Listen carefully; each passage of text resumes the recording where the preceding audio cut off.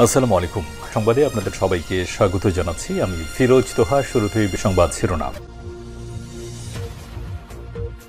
বাংলাদেশের সর্বশেষ গুরুত্বপূর্ণ আপডেট সংবাদে আপনাকে স্বাগত। শুরুতেই সংবাদ শিরোনাম, পরে বিস্তারিত। প্রথমেই জানাবো, গোপালগঞ্জে গুলিবিদ্ধ যুবককে আনা হলো ঢাকা মেডিকেলে। গোপালগঞ্জ সদর উপজেলা মোহাম্মদ পাড়া এলাকায় সুমন বিশ্বাস সংঘর্ষের সময় গুলিবিদ্ধ হয়ে গুরুতর আহত হয়েছে। আজ সন্ধ্যা 6:45টার দিকে তাকে ঢাকা মেডিকেল কলেজ হাসপাতালে জরুরি বিভাগে ভর্তি করা হয়েছে। আহত সুমনের মা নিপা বিশ্বাস জানান, দুপুরে জানতে পারি ছেলের শরীরে গুলি লেগেছে। তাকে গোপালগঞ্জ সদর হাসপাতালে নেওয়া হয়েছে। সেখানে গিয়ে দেখতে পাই চিকিৎসার জন্য তাকে ঢাকায় নিয়ে আসি। এরপর জানাবো, গোপালগঞ্জ থেকে খুলনায় পৌঁছেছেন এনসিপির নেতারা। সেনাবাহিনীর সহায়তায় নিরাপদে গোপালগঞ্জ থেকে খুলনায় পৌঁছেছেন জাতীয় নাগরিক পার্টি এনসিপির কেন্দ্রীয় নেতারা। আজ সন্ধ্যা 7টার দিকে নেতাদের বহনকারী গাড়ি সার্কিট হাউসে আসে। এ সময় গাড়ি থেকে এনসিপির আহ্বায়ক নাহিদ ইসলাম, সদস্য সচিব শেখ আক্তার হোসেন, সার্জিস আলম, নাসিরুদ্দিন পাটোয়ারিকে সার্কিট হাউসের ভেতরে প্রবেশ করতে দেখা যায়।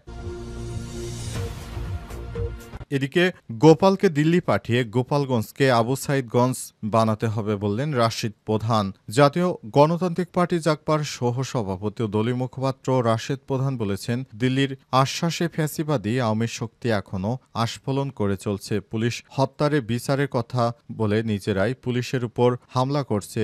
এই দেশ আর দিল্লির মুখপাত্র খুনি হাসিনার নয়, এই দেশ এখন মুগ্ধ ওয়াসিম আবু সাইদের। তাই দেশবাসীকে প্রস্তুতি নিতে হবে, গোপালগঞ্জকে দিল্লি পাঠিয়ে গোপালগঞ্জকে আবু সাইদগঞ্জ বানাতে হবে। এদিকে ব্লকেট সরিয়ে যে কর্মসূচি দিল এনসিপি। জাতীয় নাগরিক পার্টি এনসিপির আহ্বায়ক নাহিদ ইসলাম ব্লকেট সরিয়ে সবাইকে রাজপথে একপাশে অবস্থান করার আহ্বান জানিয়েছে। আজ এনসিপির উত্তরাঞ্চলীয় মুখ্য সংগঠক সার্জিস আলম নিজের ভেরিফাইড ফেসবুকে এক পোস্টে বলেছেন, ব্লকেট সরিয়ে নিন, রাজপথের একপাশে অবস্থান করুন, লড়াই চলবে নাহিদ। এবং সর্বশেষ জানাবো, চাঁদাবাজির অভিযোগে সাবেক যুবদল নেতাকে পুলিশে দিলেন বিএনপির নেতাকর্মীরা। গাজীপুরের শ্রীপুর উপজেলায় চাঁদাবাজির অভিযোগে বিএনপির যুবদলের বহিষ্কৃত নেতা জাহাঙ্গীর আলম ৩৫কে পুলিশের কাছে তুলে দিয়েছে বিএনপির নেতাকর্মীরা। আজ দুপুর 12টার দিকে শ্রীপুর বৃন্দাবন এলাকা থেকে তাকে গ্রেপ্তার করা হয়। গ্রেপ্তার জাহাঙ্গীর আলম শ্রীপুরের মোলাইদ গ্রামে নুরুল ইসলামের ছেলে। তিনি শ্রীপুর উপজেলার যুবদলের আহ্বায়ক কমিটির সদস্য ছিলেন। দলীয় শৃঙ্খলা ভঙ্গের অভিযোগে তাকে গত 22শে ফেব্রুয়ারি দল থেকে বহিষ্কার করা হয়। অবশেষে তিনি অনেক জায়গায় চাঁদাবাজি করেছেন, এই অভিযোগ রয়েছে তার বিরুদ্ধে। অবশেষে বিএনপির নেতাকর্মীরা তার বিরুদ্ধে অ্যাকশনে যায় এবং পুলিশকে খবর দিয়ে নেতাকে তুলে দেয়া হয়। এই ঘটনা এমন এক সময় ঘটল যখন সারা দেশব্যাপী বিএনপির চাঁদাবাজি নিয়ে অনেক প্রশ্ন উঠছে। সে সময় বিএনপি নিজের দলের নেতাকর্মীদেরকেই অবশেষে পুলিশের হাতে তুলে দিচ্ছে। প্রিয় দর্শক, এতক্ষণ শুনছিলেন সংবাদ শিরোনাম, এবারে বিস্তারিত। তবে তার আগে বন্ধুরা, অনুরোধ থাকবে এই সংবাদটিতে একটি লাইক দিন। এই চ্যানেলে আপনি নতুন হয়ে থাকলে আমাদের সংবাদটি দেখতে দেখতে চ্যানেলটি সাবস্ক্রাইব করে রাখুন। কমেন্ট করে বন্ধুরা আপনার মূল্যবান মতামত জানিয়ে দিন বন্ধুরা, আপনি বিশ্বের কোন দেশ থেকে বা বাংলাদেশের কোন স্থান থেকে আমাদের সংবাদটি দেখছেন এবং শুনছেন। আর বন্ধুরা, এই সংবাদটি আপনার সোশ্যাল মিডিয়া ফেসবুকে শেয়ার করে বন্ধুদেরও দেখার সুযোগ করে দিন। এবারে বিস্তারিত। গোপালগঞ্জে গুলিবিদ্ধ যুবককে আনা হলো ঢাকা মেডিকেলে। গোপালগঞ্জ সদর উপজেলা মোহাম্মদ পাড়া এলাকায় সুমন বিশ্বাস সংঘর্ষের সময় গুলিবিদ্ধ হয়ে গুরুতর আহত হন। আজ সন্ধ্যা 7:45টার দিকে তাকে ঢাকা মেডিকেল কলেজ হাসপাতালে জরুরি বিভাগে ভর্তি করা হয়েছে। আহত সুমনের মা নিপা বিশ্বাস জানান, দুপুরে জানতে পারি ছেলের শরীরে গুলি লেগেছে। তাকে গোপালগঞ্জ সদর হাসপাতালে নেওয়া হয়েছে।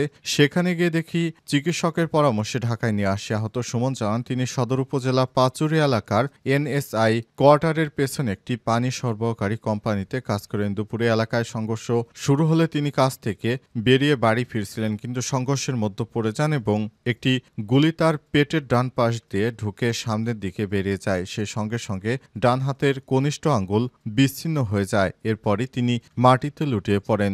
ঢামেক জরুরি বিভাগের চিকিৎসকরা জানান, তার পেটের সামনেও পাশে দুটি গুলি ক্ষত রয়েছে।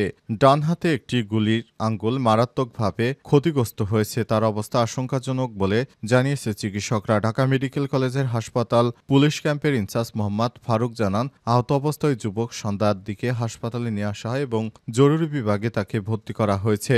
আহত সুমন জানান, তিনি সদর উপজেলার পাচুরে ওই এলাকায় থাকাকালীন তিনি হঠাৎ করে আওয়ামী লীগের সন্ত্রাসীদের মিছিলের মধ্যে পড়ে যান। আজ এছাড়াও মোট 4 জন নিহত হয়েছে। নিহতরা হলেন গোপালগঞ্জ শহরের উদয়ন রোডের বাসিন্দা দীপ্ত সাহা, কোটালীপাড়া রমজান কাজী, টুঙ্গিপাড়া সোহেল রানা, গোপালগঞ্জ সদরের ইমন 24। জেলা সদর হাসপাতালের আবাসিক মেডিকেল অফিসার আরএমও এই তথ্য নিশ্চিত করেছেন। গোপালগঞ্জ থেকে খুলনায় পৌঁছেছেন এনসিপির নেতারা। সেনাবাহিনীর সহায়তায় নিরাপদে গোপালগঞ্জ থেকে খুলনায় পৌঁছেছেন জাতীয় নাগরিক পার্টি এনসিপির কেন্দ্রীয় নেতারা। আজ সন্ধ্যা 7টার দিকে নেতাদের বহনকারী গাড়ি সার্কিট হাউসে আসে। সময় গাড়ি থেকে এনসিপির আহ্বায়ক নাহিদ ইসলাম, সদস্য সচিব শেখ আক্তার হোসেন, শারজিস আলম, নাসিরুদ্দিন পাটোয়ারিকে সার্কিট হাউসের ভেতরে প্রবেশ করতে দেখা যায়। এনসিপির যুগ্ম সদস্য সচিব মুশফিকুর সালেহীন জানান, রাত 9:30টার দিকে খুলনা প্রেস ক্লাবের প্রেস ব্রিফিং করা হবে। তবে কেন্দ্রীয় নেতারা রাতে খুলনায় থাকবেন কিনা সে ব্যাপারে এখনও কোনো সিদ্ধান্ত হয়নি। প্রসঙ্গত, বুধবার দুপুরে গোপালগঞ্জে এনসিপির পদযাত্রা কর্মসূচিতে আওয়ামী লীগ ও নিষিদ্ধ ঘোষিত ছাত্রলীগের হামলার পর জেলা পুলিশ সুপারের কার্যালয়ে অবস্থান নেন এনসিপির কেন্দ্রীয় নেতারা। পরে বিকেলে সেনাবাহিনীর এপিসি আর্মার্ড পার্সোনাল ক্যারিয়ার ব্যবহার করে তাদের সেখান থেকে নিরাপদ স্থানে সরিয়ে নেওয়া হয়। দুপুরে গোপালগঞ্জে এনসিপির পদযাত্রা কর্মসূচিতে আওয়ামী লীগ ও নিষিদ্ধ ঘোষিত ছাত্রলীগের হামলার পর জেলা পুলিশ সুপারের কার্যালয়ে অবস্থান নেন এনসিপির কেন্দ্রীয় নেতারা। পরে বিকেলে সেনাবাহিনীর এপিসি আর্মার্ড পার্সোনাল ক্যারিয়ার ব্যবহার করে তাদের সেখান থেকে নিরাপদ স্থানে সরিয়ে নেওয়া হয়। এ অবস্থায় এনসিপির নেতাকর্মীরা আগামীকাল সারা দেশ জুড়ে ব্লকেড কর্মসূচি ঘোষণা করেছিলেন। তবে নাহিদ ইসলামের আহ্বানে তারা এই কর্মসূচি থেকে অন্য কর্মসূচি ঘোষণা করেছে। গোপালকে দিল্লি পাঠিয়ে গোপালগঞ্জকে আবু সাইদগঞ্জ বানাতে হবে বললেন রাশেদ প্রধান। জাতীয় গণতান্ত্রিক পার্টি জাগপার সহসভাপতি ও দলীয় মুখপাত্র রাশেদ প্রধান বলেছেন, দিল্লির আশ্বাসে ফ্যাসিবাদী আওয়ামী শক্তি এখনও আস্ফালন চালিয়ে যাচ্ছে। পুলিশ হত্যার বিচারের কথা বলে নিজেরাই পুলিশের উপর হামলা করছে। এই দেশ আর দিল্লির মুখপাত্র খুনি হাসিনার নয়, এই দেশ এখন মুগ্ধ ওয়াসিম আবু সাইদের। তাই দেশবাসীকে প্রস্তুতি নিতে হবে। গোপালগঞ্জ দিল্লি পাঠিয়ে গোপালগঞ্জকে আবু সাইদগঞ্জ বানাতে হবে। 16 জুলাই রংপুরের পায়রা চত্বরে জাগপার মাসব্যাপী জুলাই গণ অভ্যুত্থানে স্মরণ ও আগামীর বাংলাদেশ গড়ার কর্মসূচির 16তম দিনে গণসংযোগ, লিফলেট বিতরণ ও বিক্ষোভ মিছিল শেষে পথসভায় তিনি এসব কথা বলেছেন। এর আগে জাগপা নেতাদের শহীদ আবু সাইদের প্রথম শাহাদাত বার্ষিকী উপলক্ষে তার কবর জিয়ারত করেন। রাশেদ প্রধান আরও বলেন, গোপালগঞ্জে দফায় দফায় সন্ত্রাসী ও নিষিদ্ধ সংগঠন আওয়ামী পুলিশের উপর, ইউএনওর উপর এবং এনসিপি নেতাকর্মীদের উপর হামলা চালিয়ে আবারও প্রমাণ করেছে আওয়ামী লীগের অপরাজনীতি মূলত দেশের জনগণের বিরুদ্ধে। তিনি আরও বলেছেন, শহীদ আবু সাইদের প্রথম শাহাদাত বার্ষিকী, আমাদের শপথ নিতে হবে খুনি হাসিনা তার দোসরদের গণহত্যার বিচার নিশ্চিত করা, দল হিসেবে আওয়ামী লীগের বিচার করা এবং হিন্দুস্তানের আধিপত্যবাদ রুখে দেওয়া পর্যন্ত আমাদের আন্দোলন চালিয়ে যেতে হবে, যাতে করে ভবিষ্যতে আর কোন দিন এই স্বৈরাচারীরা মাথা তুলে না দাঁড়াতে পারে। ব্লকেট সরিয়ে যে কর্মসূচি দিল এনসিপি। জাতীয় নাগরিক পার্টি এনসিপির আহ্বায়ক নাহিদ ইসলাম ব্লকেট সরিয়ে সবাইকে রাজপথের একপাশে অবস্থান করার আহ্বান জানিয়েছে। আজ এনসিপির উত্তরাঞ্চলের মুখ্য সংগঠক শারজিস আলম নিজের ভেরিফাইড ফেসবুকে দেয়া এক পোস্টে বলেছেন, ব্লকেট সরিয়ে নিন, রাজপথে একপাশে অবস্থান করুন, লড়াই চলবে নাহিদ। এর আগে গোপালগঞ্জে জাতীয় নাগরিক পার্টির নেতাদের উপর হামলার প্রতিবাদে সারা বাংলাদেশে গুরুত্বপূর্ণ পয়েন্টগুলোতে ব্লকেট কর্মসূচি পালনের কর্মসূচি দেওয়া হয়েছে বলে জানায় বৈষম্য বিরোধী ছাত্র আন্দোলন। অবশেষে নাহিদ ইসলামের এই কর্মসূচির ডাকে সাড়া দিয়ে তারা ব্লকেট কর্মসূচি বাতিল করেছে।